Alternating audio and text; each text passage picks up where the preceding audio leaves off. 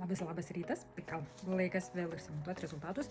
Iš tikrųjų tikrai nesitikiu didelių pokyčių, nes eksperimentavau su maistu.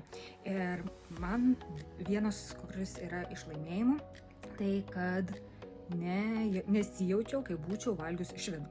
Tikriausiai moteris jūs puikiai žinot, kad kartais pavalgius atrodo, kad valgėt ne maistą, o šviną. Tai pilvas tiek išsipūtęs, toks sunkus.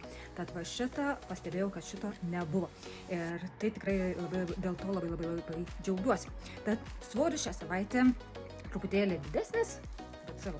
Aš tikrai tuo nesistebiu, nes irgi porą vakarų iš eilės irgi valgiau net po 6.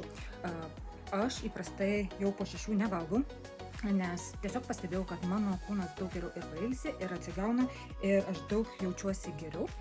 Tad jeigu jau valgau, tai tuomet būna ar kažkokia proga, ar kaip ir pavyzdžiui su šeima norėjom ilgiau pasėdėti, pavakarieniauti, tai dėl to ir valgau. Tad